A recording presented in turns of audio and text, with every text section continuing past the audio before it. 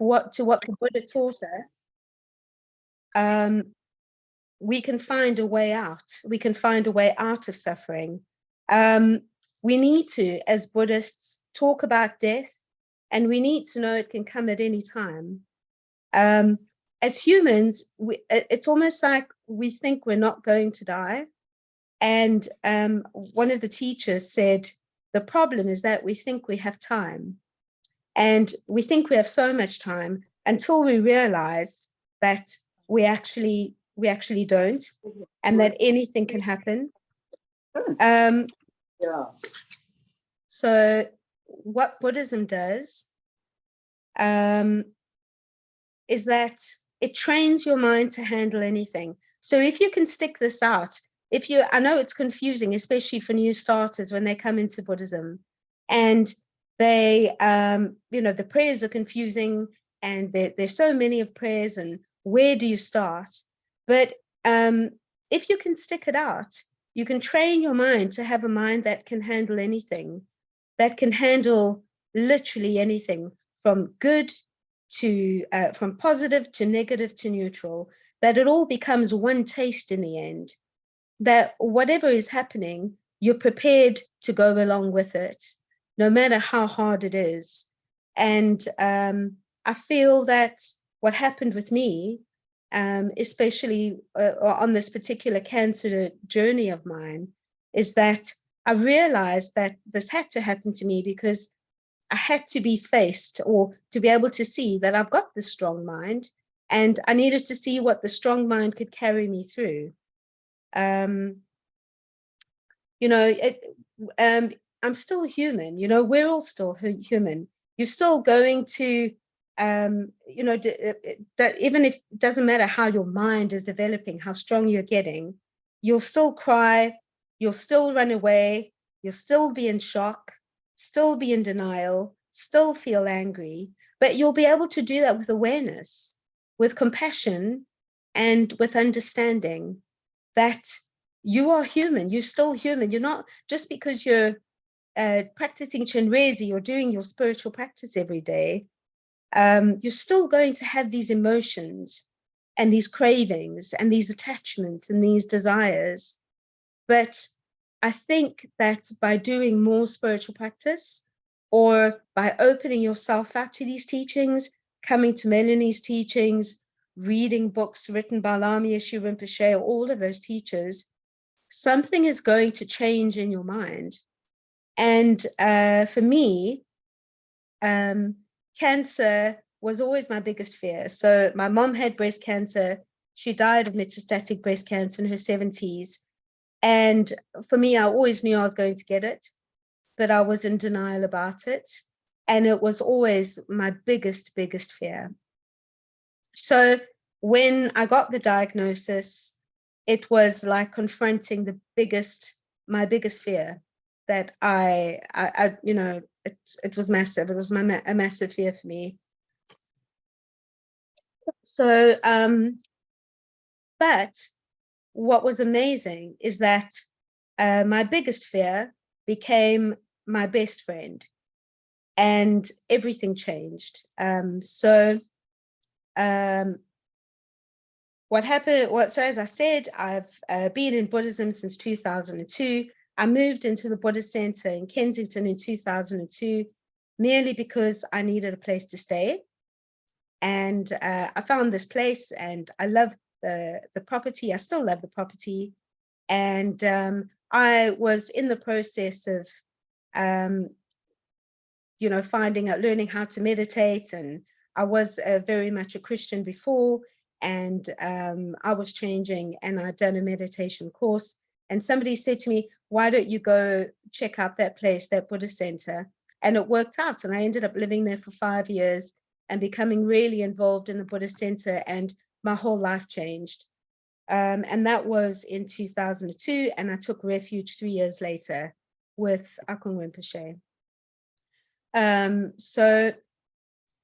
What happened, jump back now to last year, or rather 2021, November 2021, when I first got the diagnosis.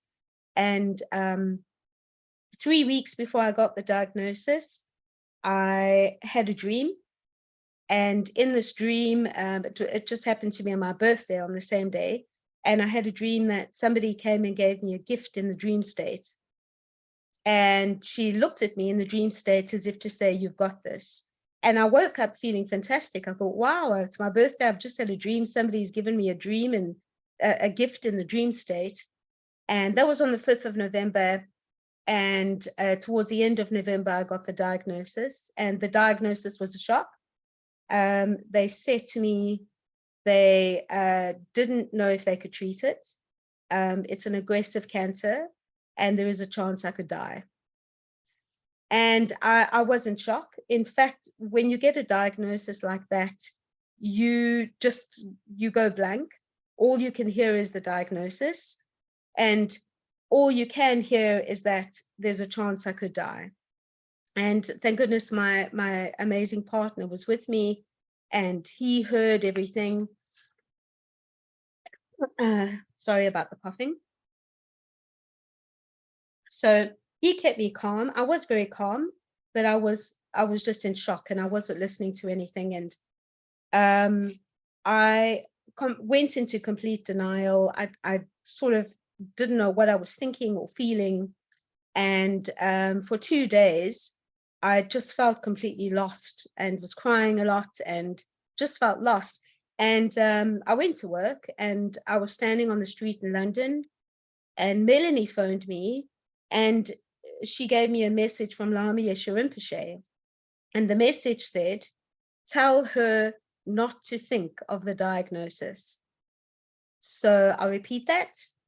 The message was, tell her not to think about the diagnosis. And while I was standing there on the street in London, it was like bells just started ringing in my head. I have a very strong connection with Lama Yeshe Rinpoche. And it was as though I went, aha, hello, have you forgotten? And I just had this experience of remembering all the teachings, all the Chinrezi that I'd done, all the practice that I attended in all of those years. And all I felt was just gratitude and strength. And it just was as though all the practice and everything that I'd done, it's clicked a switch in my mind. And I went into a mode of feeling, okay, I'm ready. Whatever's happening, I'm ready for it. And I then had a meeting with Lama Yeshe Rinpoche and Ali Lama. Lama Yeshe Rinpoche suggested I shouldn't have chemo because chemo is hard. It's very, very hard. But I knew that without chemo, there's a chance that I would die. So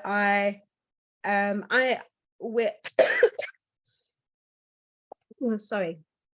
So what I did was I decided to go for all the treatment they could offer me, but I also decided to just strengthen my own mind, from a holistic perspective. So yeah, and I went through 8 cycles of aggressive chemo. I had 24 lymph nodes removed. I had 15 days consecutive treatments of radiotherapy, and I'm still so sorry about the coughing. But yeah, I went through all of that treatment, and I'm still going through more treatment. So and at the moment I've had the response that I've had is a complete pathological response, which means that there was no cancer found after surgery. So I am in remission, and we don't know how long I'm going to be in remission for. It could be for longer. So the practice helps me maintain a mindset that anything can happen and that I can handle anything. So yeah, so that's where we are, for now. I just want to welcome any questions. Is there anything anyone would like to say or ask or anything like that? I've got a question. Hi, Yes. Kathy. Yes. Hello. You said that you knew, okay, you feared getting cancer. Your mother had cancer, and you always knew that you would get it. How Yes. did you know? And when you did get back, did it flash through? I'll tell you something in a minute. Why I'm asking, did that flash through your mind? Oh, wow, I was spot on. I always knew. Or what part of you knew? I think I always had this fear. It wasn't like Okay. it was always a fear with me. Always. I always had this fear that I Mm, could get cancer. So I took out the necessary insurance policies, critical illness cover. When I lived in South Africa, I always had the mm, insurance policy going because I also had very bad diet. I used to eat a lot of sugar, and as you know, mm, sugar and bad diet feeds cancer cells. mm. So because of those bad diet and those cravings, I always thought, the conditions are going to come into place one day. Um, but I think that I was always slightly in denial about it. That when they told me, it wasn't like, oh, I've been expecting this. It was like, yeah, um, You know, I kind of it's, knew it. it's like talking of fear, because is that I once gave a talk for a Rotary organization. I'm just sort of deviating a bit. And there was a Go ahead. man, I was talking about energy and explaining as best as I could what energy is. And there was a man who had a question, and he said to me that there's this woman and her house gets burgled time after time, and she walks down the street and she gets mugged. And if she went overseas and her hotel got burgled. So I turned around and I said, that's her fear. If it's on your mind, that this is just Corin's opinion, if it's on your mind that, oh, I attract it, you're setting off that energy. So I'm not saying you Yes. spoke yourself into Yes. cancer. Or I'm not even talking karma. It is, you know what I mean? Like Yeah, of that course. awakening part. If you Yeah. had no fear, would it have arisen? We do not know. But I'm Yes. just basing this is just what's coming to mind now. Yeah. I mean, I absolutely hear what you're saying. And there is a Mm, chance of it, isn't there? That even those unconscious patterns end up playing out, and that we yes, attract we attract these things to us, yeah. whether it's a bad relationship or a difficult working environment. Mm, That even if for me, I always knew I'd probably get cancer. You know, yeah. As so in, mm, maybe on some level I attracted it to myself. Absolutely. we don't know, yeah. I'm saying my sister-in-law has also been diagnosed stage 4 cancer. That probably about 35 years ago. She's had it 4 times. And what gets her through is being the victim. Nobody's had a shit life like me. I've had cancer 3 times, and she's just gone for a test and she's absolutely fine. So Wow. it's what she has spoken herself into. Yeah. Yes. It's just like, yeah, it's just quite fascinating how we talk ourselves into things, Yes. or out of things. And Yes. yeah, instead of just letting it, where I don't sort of experience fear. So it's hard for me to talk myself into or out of things. Yes. Yeah. You know, Mm, I think for me the challenge is maybe um not live I don't want to live in denial. I don't want to mm, stick my head in the sand and say it's not going to happen ever again.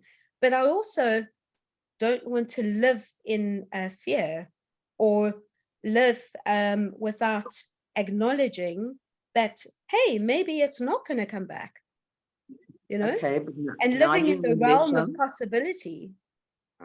But now you're in remission.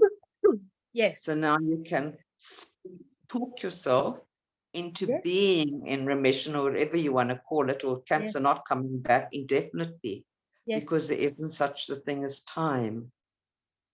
So I'm Exactly. just saying, me, we're sort of like, I mean, there's so much wrong with me too physically, but I mean, I talk myself out of it, you know. Yes. Okay, thank you. Thank you, thank you, thank you. No, thank you. No, Betsy, just, yeah, Yeah. stay Betsy, in remission. You will. Okay. Yeah. Betsy. Yes. So you said that the practice helped you a lot. I mean, understanding that not necessarily what helps you helped me, but can you still elaborate on specifically? So what is it that helped you? So What in the practice, or which practice, or yeah. what was it So that was helping you? Mm. what I noticed from the outset, that my mind was very strong, that I was in a very calm, accepting mode when I remembered. So at first there was a lot of shock, and I was crying a lot and feeling quite lost, because the way the doctors just look at you, you know, you're in cock, you know, South African term, you know, you're in trouble, you know. Mm. So but then it was as though the switch clicked, and my mind felt very strong, and I felt very positive, but I felt very grounded in reality, or being very realistic about things. Um, I felt calm, and I felt like that I could face anything, but we'd be very positive about it. But going into, so what I was going to do is, after the experience, is to give you some ideas on how I dealt with illness when I was sick in bed, which is what Lama Zangmo, so she gave me this tip. And so I was going to explain that. So I thought maybe this is a good time now for us to do that meditation with Sarah Blondin. It's a very different meditation. As I say, it's 11 minutes, so I'm going to play that. And then after that, we can go into a few other, other points of, and I can answer your question then. How does that sound? And I can get a throat lozenge.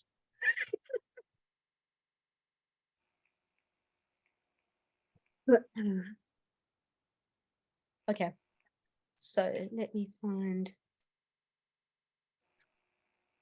I just want to close down these those ones over there, and let's go to Rome.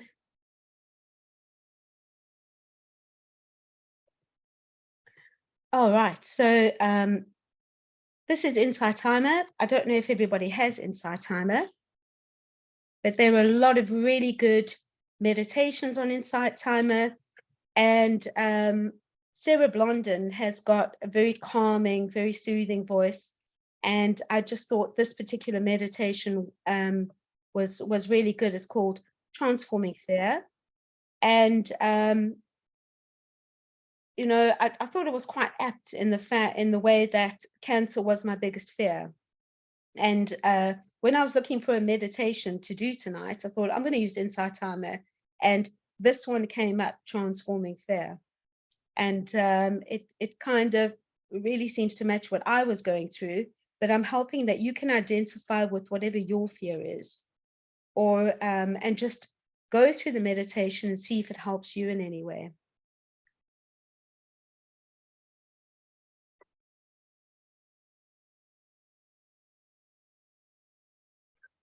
Speak on Live Awake, Fear Unmasked.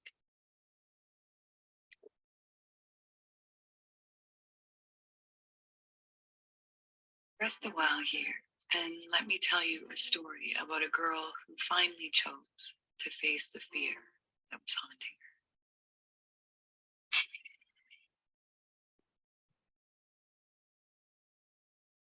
Fear came again to the girl's door. She woke with it there, tightly wrapped around her chest cavity, heavy as boulders, suffocating the space within her. Like fingers clasped around her rib cage, it slowly squeezed the air from her lungs from time to time. Each time it ceased, the girl threw hateful thoughts onto it, wished it away, silently muttering to herself, "Great, it's back. Will this cycle ever end? Will this fear never leave me?" She squirmed and struggled under its force. She piled resentment and judgment against it, tried to ignore it, distracting herself with everything she could, until she wished it away so hard. A voice came in as gentle opposition and offered her resolution. The voice from inside the girl said, "Have you ever wondered if this fear haunting you serves more of a purpose than to be something you wish away? Have you ever asked this force living in the spaces around your heart from where it came and what it wishes so desperately for you to hear?" The girl stopped for a moment in quiet reflection, bewildered that she had never considered this before. She decided to put down her resistance and breathe deeply into the tight fist clenched around her chest. She breathed into the heat, the pressure, the force cocooning the cavity around her heart, and she softened to it. She, for the first time in her life, let her fear speak. She said, "Dear tension living in my chest, what do you wish me to hear? Why do you come with such presence and force and hold me so tightly in your grasp? What do you wish to say to me?" And as she released into the heat throbbing within her, to her amazement, it answered, "I wish to tell you, you are alive. I wish to remind you of the life inside of you longing to be lived more fully. I hold so tightly to you because I am a constant reminder that there is good work for you to do. Work for you to do in the name of your freedom and joy. The more you lose yourself in doing all you must do to bring your soul life and sweet pools of light, the more I shall release my grasp. Know that me being here is my way of loving you into remembrance of your heart's desire. The more you work at finding, spreading, teaching love, the less I will need to hold you so tight. Don't be afraid to feel me when I arrive here in your chest. I am but a fierce and loyal reminder that life, your life, is in your hands. Face me with courage. I am here to serve your greater good." Fear, my love, it said to her, does not have to be so dark. It never has to be something you fear to breathe into. My message for you, dear one, is of coming to more peace and wholeness. And then it lifted. It vanished from the girl's center and left shards of light in open fields where it was once closed inside her. She sat in wonder and gratitude and realized nothing was worth wishing away, that even her fear existed to serve her life, to love her into remembrance, that she needs to realign with all that brings her greater love and purpose. Fear is not the only face of our soul's messengers. Others experience different emotions or tensions. Some feel waves of anxiety, sadness, sleeplessness, worry, panic. The list is long. Take a moment to consider all of these energies humming in your world. Take a moment to ask yourself if you have faced these feelings arising within you, or if you continually ignore or reject their presence. Take a moment to consider the wisdom and insight you are not opening to because of your fear to face these strong forces bubbling purposefully below your surface. When anxiety or tension swell in our bodies, we often resist, fight, or avoid them. We rarely question what it came to reveal, and even more rarely consider these emotions as messengers of love. Nothing in our lives is meant to be feared or forced away. Acceptance and exploration of these places is our way to find peace in our lives. Each emotion, sensation of panic or fear can be relieved by loving, softening to it, and asking, just as the girl did in the story, from where it came and what it wishes so strongly, so fiercely for us to hear. Nothing appears or manifests in our life for the purpose of being avoided or condemned. All holds value, purpose, and keys to doors we've been wanting to open.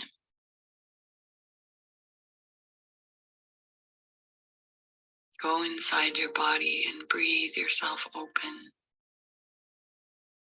until all the space within you feels fluid and soft.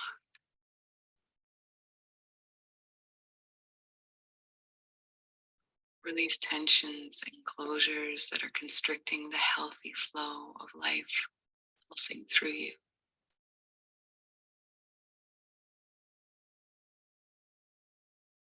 Take a moment to befriend the spaces within you that feel hard and closed. Let them soften, expand. Allow them to speak if they need to. See their presence as one of love. Shift from a perspective of resentment into acceptance.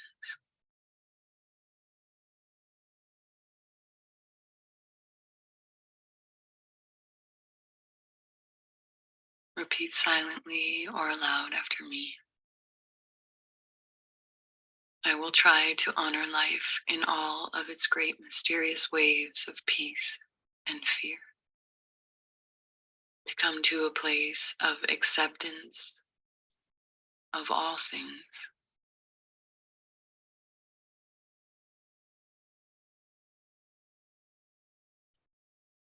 To release judgment and criticism of the process and the visitors that appear in all their forms.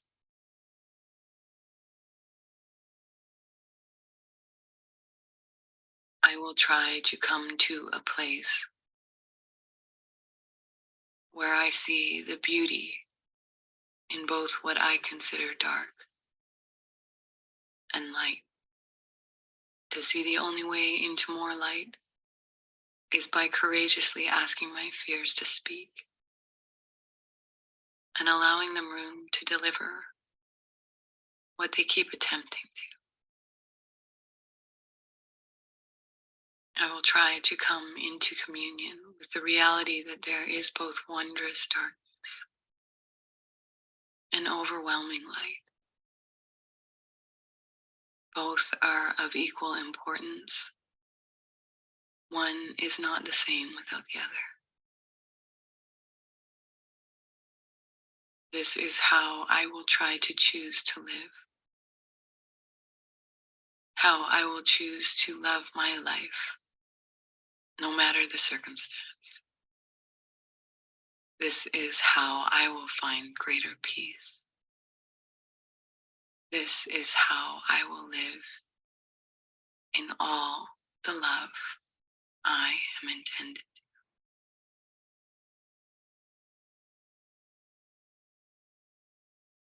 Try your best to face the dark, dear one. Peel back the fingers of the clenched fist around your heart and bring it from its place in the dark.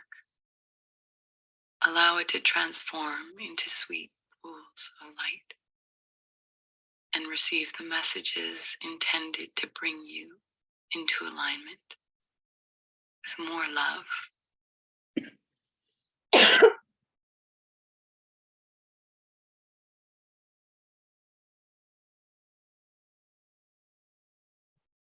Okay, so would anyone like to share how they felt about that, whatever it is, or if that touched anything in them or brought anything up in them for them to look at? You know, for me, it just really touched a chord of how the cancer was a fear, and by embracing it and by working with it and identifying it, to me, the cancer was a fire-breathing dragon when I first started off. When I got the diagnosis, it was aggressive, and I just I was never angry with it. I was always in complete awe of, like, I'm actually looking at this thing and it's real. And now it's soft and weak and dead. So yeah, for me, it just struck a chord of how we can work with our fears and how we can work with our lives, you know, and everything becomes the teacher, everything becomes a blessing. And that's how the practice worked for me, that I realized I have this mind that is okay with, regardless of what's happening. So yeah, anyone else, your experience or feelings or thoughts of that meditation, if you want to share. Where's Eric? Eric, are you here? He is. Come on. Yeah, I'm here. Hi. No, I've got thoughts still from earlier, you know. Okay, because what's that? You mentioned, like, you know, 13 years of Chenrezig, and you can still have craving, attachment, and desire. Yeah. So there's two things I want to say about that. Obviously, you know, the calm abiding practice is designed to take 6 to 12 months, and that's supposed to eradicate the craving and the hostility and the ADD, ADHD, and the afflictive doubt. The second thing I wanted to say is to lump in desire with craving and attachment is a problem we do these days. We hear a lot of desire is the root of all suffering. Now, obviously, that's like, you know, it's silly, because we have to desire to free other sentient beings from suffering. We have to desire to reach perfect awakening. We have to desire, you know, to eradicate our faults, you know, adopt the good qualities, abandon the negative ones, and so on. So craving, attachment, of course, that's the afflictive one, but desire, it's just a matter, of course, of practicing some wisdom, wise desires as opposed to unwise desires. Yeah, that's all. Thanks. And in terms of this meditation, you know me, the usual, like I hear fear and I say, okay, if we label it as fearful, we'll experience it as such. If we label it as mind, we'll experience it as such. And I'll just go one step further and say, if we examine it to be mind, we'll find it to be true. Yeah. So what? When we examine it as mind, we find it to be true. Yeah, there's like this epistemological truth that if something is true, the more you investigate it, the more true it'll become. Yeah. And if something is false, the more you look into it, the more false it will reveal itself to be. So when I say that everything is mind, the more you investigate this notion of, are we actually existing within the realm of our minds right now, you'll find it to be true. So if I can just like linger there a little bit, if I see the blue in the bottle over here, if I don't examine it and I'm told, look, there's an objectively, physically existing blue out there, it's easy to believe. That's how things appear, right? The blue really appears to be out there. And so I'll say the blue is over there. There's a physical blue, you know, on the table. But if we start examining, we'll actually find that there's no such thing as a blue atom, a blue molecule, a blue elementary particle, or a blue photon flying off of this object, striking my sense organs, my retina. There's no blue photon or electromagnetic field, whichever theory you prefer. So there's no blue in the object, there's no blue in between, and there's no blue in my mind. To think that neurons are turning blue, or that blue is somehow like, you know, happening in this pitch black area of my head is insane. So that's what I mean when we examine, we'll actually find that what we consider to be the 5 physical senses, all modes of color, taste, smell, tactile sensation, right? and the one I've left out. They're actually all non-physical. They're actually all mental. You can't measure them physically. They have no physical properties, and you cannot locate them in physical space. And yet we just go on taking things on appearance. Oh, it's physical, it's out there, just there waiting for me to bump into it. And it actually exists independent of my perception and so on. So that's what I meant. If we actually look at it a little bit more deeply, because it's not just, oh, I tell myself it's mind, and so I'll experience it as such, you know? It can go a little deeper. It's not just lying to yourself and fooling yourself, you know? Of course, It's actually the truth. So if you actually examine it, the trick is not to take things on appearance alone. It's what Mel was saying the other time after the Dalai Lama's talk. There's that distinction between, like the Dalai Lama, the first thing he says when he wakes up in the morning is, things are not as they appear. That's the first thing he like reminds himself of. Things are not the way they appear. You are not over there and I'm not over here. You do not exist independently of my mind. Everyone I see here, it's unique to my mind. You know what I mean? So I'm in the center of my mind. You're in the center of yours. And that's amazing because you're in my mind. I'm in your mind. And that just blows my mind, you know? No, exactly. Exactly. And anybody else? Kathy, I wanted to say, by the way, Eric, that story was exactly as we said. The story was a bottle, blew my mind. So I think what I found that amazingly calming, amazingly inspiring, and the meditation. I really, really, really enjoyed it. And what it reminded me of is, and what you also said, what you experienced with this fiery dragon or whatever it is. This, I think the book is called Feeding Your Demons. Yes. Lama Tsultrim, something. That's right. The American, yeah. And I think it's so reminded me of that, and I've done myself some exercises with that, and then I left it again, and I think that was a mistake. But anyway, I think it's so beautiful if we can manage to feed our demons by listening to them, or as this lady said, let them speak. Let your fears speak, and listen to them, and then actually at the end of the day embrace them, embrace your fears, and I found that beautiful. Sarah Blondin is just the sound of her voice is really lovely. Is there anybody else? Because I'll move on and I'll answer your question about how the practice actually helped me. But does anybody else want to say anything about the meditation? And you can find all of that on Insight Timer. So you just download it as an app, and there are whole loads of different ones. But I just thought it would be a nice change, a nice break from things to hear her voice. And she says some really soothing things. Oh, there's a cricket. If I can just add one more thing, Kathy, to that previous thing, right? Sure. Just because, the habit that we have cultivated thus far is we see a color out there, we automatically think, oh, it's physical, it's the physical world that's out there. We hear a sound, we imagine it's out there, it's coming from the car, whatever. We don't stop and think. Every time you hear a sound, you're in your mind. Every time you see a color, you're in your mind. Every time you experience a tactile sensation, you're in your mind.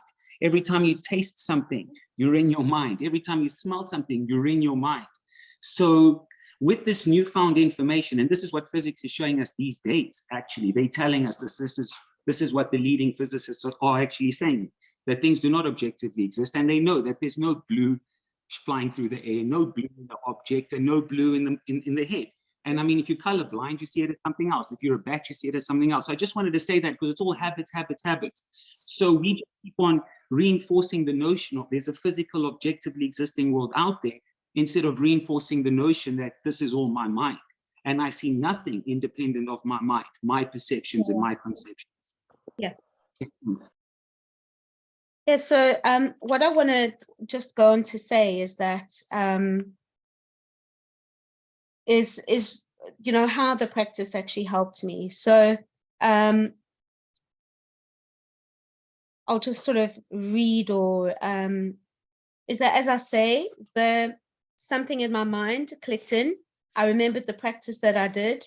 You know how we often, Mel and the teachers are often saying you have to recognize, or recognize. It was though I had a little bit of that experience, and it really just reminded me about my mind. It was a very, very useful experience because I never expected it. You know, the biggest surprise to me in the cancer diagnosis was the fact that I had this, oh, I've had all those teachings. What am I doing? And I remembered all the teachings. I remembered that this is an opportunity to purify karma.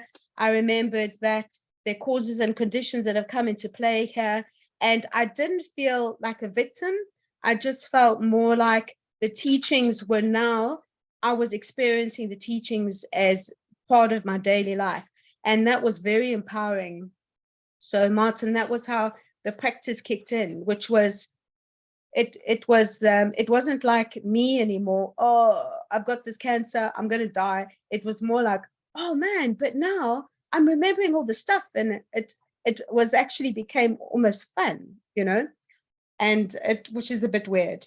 So, and then I was able to surrender, just to surrender to what was going on.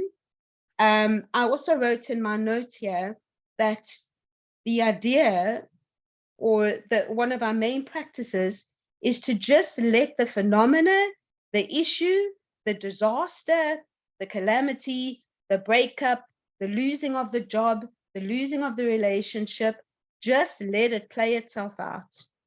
That whatever it is, just let it happen. Car breaks down, let it happen. Just let it happen, and stay calm when it's happening, and do not meddle.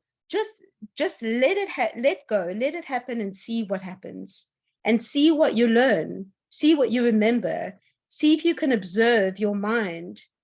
And you might be surprised. I was really surprised by what was going on, and I was like, this is great. I actually did learn something. And whoever this new person is now can just enjoy, you know. I'm really praying, and I think it's very possible. You know, I'm allowing anything to happen, and it is possible. You know, the oncologist is really excited because he said, we know that the cancer you had is very sensitive to treatment. So he's really excited, and they all like my positivity. So whenever I go there, they just, you know, smiling, because I've never gone in there crying, even when I got the diagnosis. I'm not a very emotional person. So it does help to have that kind of disposition. Another thing is the teachings train you to respond with an open heart. So one of the reasons why we come to these teachings, why we go to meet the lamas, why we connect with the lamas, why we go for blessings with the lamas, why we do all the spiritual practices, is because we're training ourselves to respond differently to situations. So we've been alive, we've had all these incarnations, and even if you know, each lifetime you can have a different response to something. It just teaches you how to respond with an open heart, a wise heart, where you can observe something happening without just diving into the dark hole of it and getting lost. You feel like you are rather found, and that's really refreshing. I really found myself, and that's why I think my experience of going through this cancer was the best thing that's ever happened to me. Even now, I'm so glad it's happened, because less is important now. You know, I used to have this long list of all the stuff I wanted to do, and now I can count on my hand what's important. And that's my partner, my spiritual practice, my job, traveling, and the Dharma. That's it, really. You know, it's just to enjoy life, you know, to just enjoy life more. Okay, let's see. So I also put an example. Someone trapped in the rubble in the earthquake would go through all sorts of torments, which is normal. So it's normal. If you go through an earthquake and you're stuck in the rubble, of course you're human. You're gonna be experiencing all these human things. I'm gonna die. Maybe I won't die, which is normal. But if you're lying there in the rubble, and you can equate the rubble to anything in your life, from losing a job to getting an illness to losing a loved one, whatever it is. But if you can just have one thought of, hey, if I lie here and visualize Medicine Buddha and hold all the suffering for everyone in my heart right here, right now, this will help me and everyone around me. And this explains the experience immediately changes everything for you. And it changes how you see things. And that's one of the reasons why we're doing this, why we're doing the practice, why we come to these teachings. It makes you stronger. It makes every experience worth it. So that's what I love, is that I'm not alive just to have this great life, you know. It's not like I only want things to be easy. I like things to be hard, but I also realize that I don't want to be a martyr, you know. But whatever is happening, whether it's positive, negative, or neutral, it's just really, it's all worth it. And then other ways, especially with how I dealt with the illness, especially when I was going through chemo in bed. So chemo is really the hardest thing I've ever been through, because it hits you on every single level, and you're really sick. You're really sick for day 3 and day 4 after chemo is the sickest I've ever been. And you're sick psychologically, emotionally, mentally, physically. You're so sick. But I would visualize Medicine Buddha and chant the mantra. So when you're so weak or when something's going on, sometimes all you can do is just lie there and chant the mantra. And what Lama Zangmo taught me to do is to put a small Medicine Buddha into the tumor and visualize while saying the mantra that it's being dissolved. And that tumor, before I even had surgery, was gone. And it really was gone. So there was no cancer left in the breast, but I did have 24 lymph nodes removed. Another idea that I'd like to share is I've never, you know, some people have real issues with having blood tests taken and, you know, having needles inserted. But for me, you know, when you're going through chemo and radiation, your veins become very difficult to find.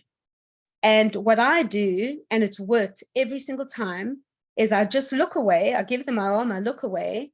I visualize Medicine Buddha and I start chanting the mantra in my head, because I don't want to freak them out. They're going to be like, well, this is weird, you know. So I just chant it in my head, and they always find a vein. Even when I was going through radiotherapy and chemo, there was never, ever an issue. So Medicine Buddha, for me, really, really worked. So that's another way that you can adapt the practice to your life, because it really worked. It still works for me. You know, it just is amazing. So any questions or anything anybody wants to ask? And I actually can't believe that we've got this far. I was like, nah, I don't know if I can talk for that long.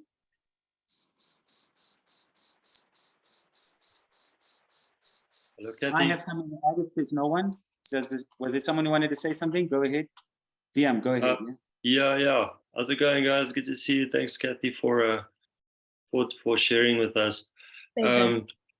It's a really interesting thing to talk about, you know, and I relate to everything you're talking about.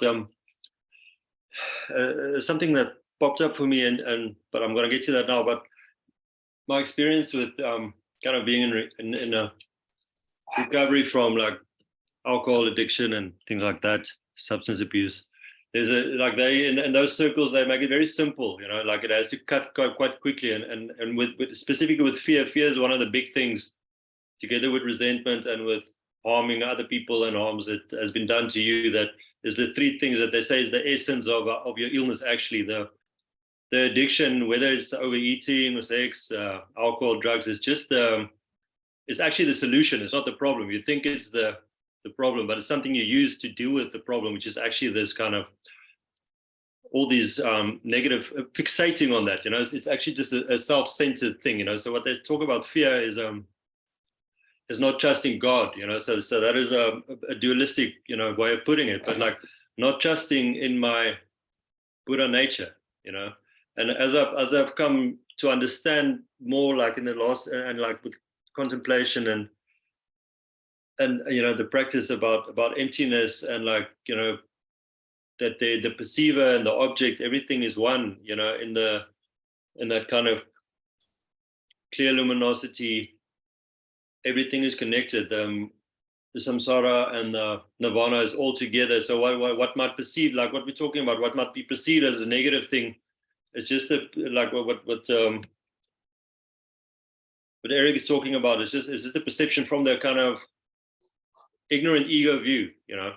So to be very fearful, there actually has to be a very tight grasping to a false sense of self. Yes. And when I thought about that, like I remembered when I was on that retreat with Lama Yeshe, I believe it was the last time he was here in 2018, and we were walking in the evening to go to the evening retreat session. It was kind of dark, and there's a couple of us walking behind him on this little footpath. And I swear to you, like, that's Cobra Valley and like Mamba Valley, and there's a snake that crosses the road, but it's like 3 meters. I'm walking right behind him, and there's another lady behind me, and we both see it, and he also sees it. And like I can't even talk, and this lady behind me is like, "Oh no, it's a snake." He sees the snake. He goes like, "Oh, it's a snake," and he walks on. But he literally almost stepped on it, And then I just thought to myself, like, that's the difference between like a limited, like that kind of grasping to the false sense of self, and like being fearful, to a mind that's like totally unified with this this empty nature. He doesn't see the snake as different from me or from him, like, and doesn't see it as a threat to himself. It's just like if I die now, I die. I'm happy, like what, there's no threat. Because there's no self. There's nothing to be threatened, Exactly. Yeah, and that was quite a cool thing to compare it to, Yeah, I think we're so blessed to have our connections with them, because when stuff really happens, for me, that phone call changed everything, because I remember that morning phoning the sister, because I just met just got the diagnosis, and I was like, he said this and he said that, and am I going to die? And I was really in quite a bit of like torment about it. And everything, just getting that message, tell her not to think about the diagnosis. They immediately, they throw these pointing out instructions to us that can just dispel everything. And it can wake us up like that. And it's just, we're so blessed, and I'm just so grateful that, your experience of his reaction, that's going to stick with you, that it could save your life. If you cross paths with a snake again, you might just remember that, it's a snake, But what I'm saying, it's a snake's a metaphor for all negative things out there, that we perceive negative or traits, Yes. Hello, Cassie. Hi, Erica. Baby tiger. Oh.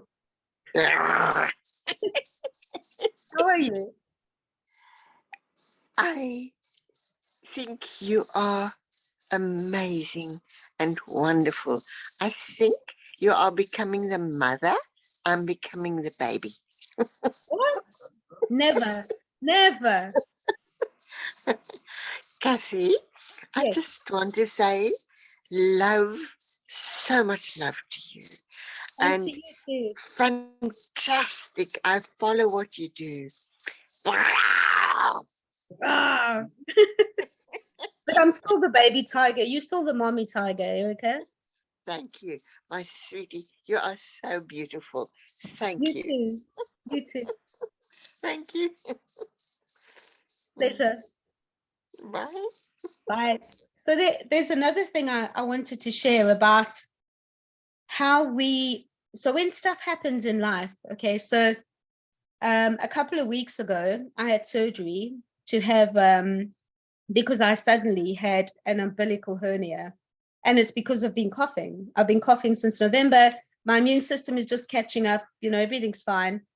And I was pretty devastated to have to go to A&E, okay? I was still in denial, didn't want to go to A&E, but when I arrived there, I just say my mantras in my head, because it calms me down. And people see somebody that's calm instead of crying and freaking out. I'm in A&E, it's Saturday night, I don't want to be here. And it really, it changed everything, because just having that calm disposition of just surrendering, just like, I'm here now, all I can do is surrender to this moment. I'm in A&E, you get faster service, when you're, so I've got a bit of a long quote though, but this quote is from Drupal Rinpoche, and I'm going to just maybe read a little bit of this quote. It's called Spirals and Cycles, and it's quite a new quote from Drupal Rinpoche. He, for as a reminder, he's got quite a, he comes across as somebody who's like, do your practice today, kind of thing. So the quote is, if someone mistreats you because they don't like you, but they don't react negatively with anger, it won't be long before that person changes their mind about you. They will gradually come to think, this person is not so bad after all. They are easygoing. Even if that particular person doesn't change towards you, your manner won't go unnoticed by others, who will consequently think well of you. What happens when people think well of you and are fond of you? They greet you with smile and friendliness, which makes you feel good. What happens when you feel good? You greet those you meet with smiles and friendliness. And so it continues until eventually, because you don't let yourself become angry when riled, you become surrounded by people who like and are pleasant towards you, and thus you have very few causes of anger. The opposite comes into play when you react with anger, leading you eventually to be surrounded by people and things that annoy you and anger you. So having, this, every time I've been in A&E, and I watch people come in there and they're very angry, demanding people, they have a different experience of A&E. For me, when I go into A&E, I never ever want to be there, but I say my mantras, I wait my hours. But the last time I was there, the nurses were like, you're going to be here till tomorrow because you're having surgery tomorrow. And they were like, kind of, saying to me, we're going to take you somewhere quiet so you can rest and get some sleep. And they were giving me blankets and, so when you're calm and you're friendly and you have this easy disposition, you just, everything just works a lot more easier. Everything flows. People feel more at ease about you. And I've noticed that. I noticed that throughout my cancer journey, working with the doctors, working with all the nurses and practitioners, the surgeon that I saw, every time he saw me, he was like, oh, so glad to see you, because I can see your face. I can see the positivity in your face.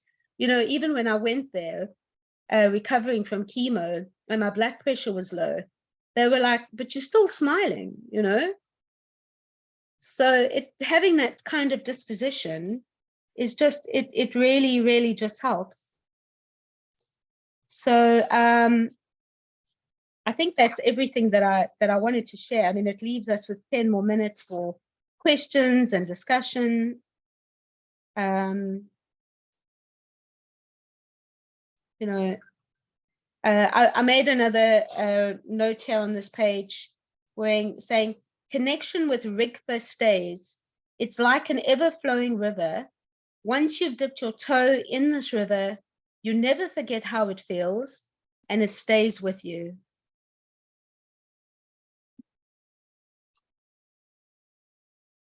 So we just have to keep dipping up our feet in the pool of Rigpa, you know, when we can. I mean, I've always seen myself as a lazy Buddhist, and that's why I'm surprised I've had this experience, because I am a lazy Buddhist. I like watching TV and chilling on the couch, but also, you know, I'm not like Mel, you know, she's really disciplined. I've never quite been like that, and I hope I develop it soon. But yeah, that's really all I had to say tonight. And questions, comments, we still have 10 minutes. We can even finish, if you like, 5 minutes early tonight. All up to you, I don't mind. But if anybody wants to add anything, share anything, please do. Thank you, Kathy. I really enjoyed it. Yeah, it was Good. wonderful. Well done. It's a pleasure, and thank you for the opportunity. Kathy, you've been an inspiration. Thank you for you. sharing that. I'm going through something a little serious as well. I have a pacemaker that's faulty. So I'm in the process of getting that sorted, and it can be a little daunting. And so thank you. Yeah. You've been an inspiration. I'm glad.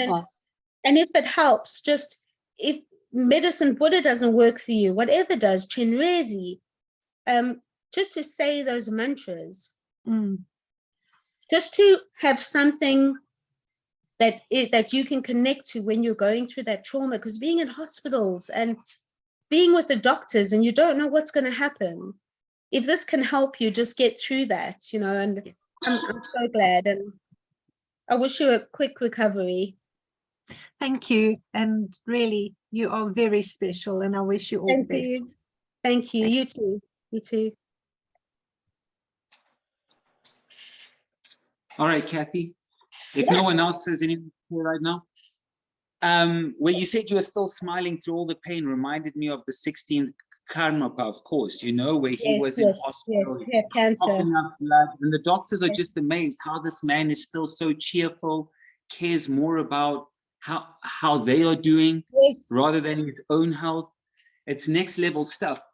The thing I wanted to say, though, with regards to how you related to the illness, reminds me of Kungo Bashi. He used to be an aristocrat in Tibet before the cultural revolution, you know. I mean, he used to be the foremost in astronomy. He was a professor. He was everything. He was like, you know, a scholar and a gentleman. And then after the invasion, he ended up in India living in a shack on $1 a day. And so this is who Alan Wallace went to for teachings, because he's like, you know what, this guy has done it right. He's learned how to take adversity onto the path, because he saw him, how he was living, where he came from, and how the man had nothing but, again, authentic gratitude for the Chinese, the same as people like Yangtang Rinpoche when they were in the concentration camps and how they turned that into a retreat. He also managed to do that. And like you said, so the teachings came to life. It gave him an opportunity to practice. In Tibet, it was just in words, it was thought, it was intellectual conception. But now he really got to take it to heart, really got to live the teachings, and he really got to see the value of the Dharma firsthand, of how he could go from the palace to the shack and then actually end up experiencing a deeper, more authentic, genuine, lasting sense of well-being than he ever had at the height of society. Yeah. And thank you as well. It was lovely. It's always lovely listening to you. I don't know why you don't speak to your cancer like you speak to us, you know? You should. Oh, well, you know, like I suppose, because I try and talk to it just to keep an eye on it, you know. But at the moment, there's, you know, just in case.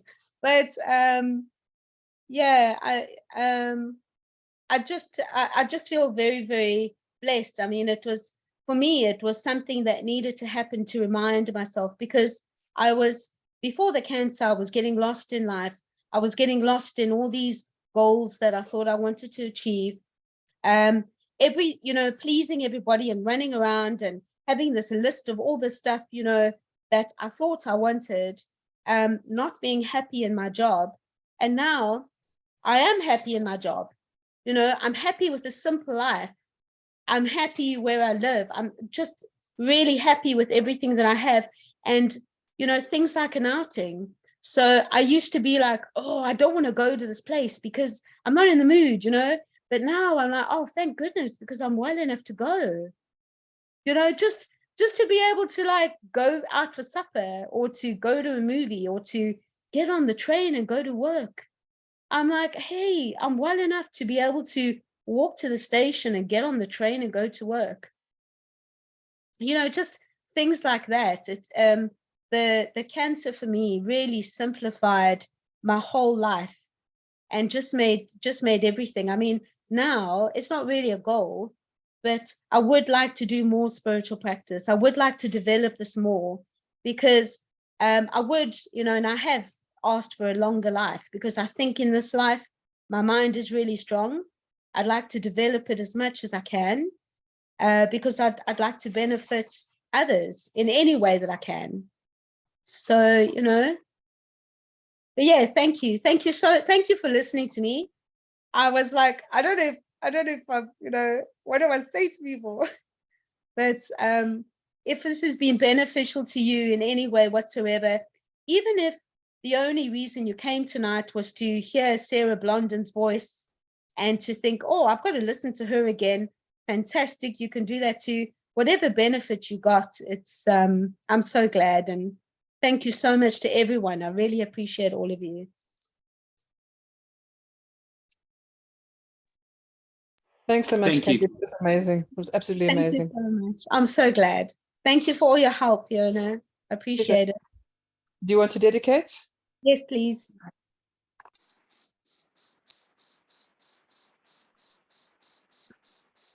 Thank you, everyone. Thank you for all your comments saying thanks. Through this merit, may I achieve all-seeing Buddhahood, and thereafter, once all harmful enemies are defeated, may all beings be liberated from the ocean of existence, stirred by the waves of birth, old age, sickness, and death. Sonamdi tamche zikpani, topne nyepe taram pamchene, jegana chi palapsupayi, sipe solet roa ju. And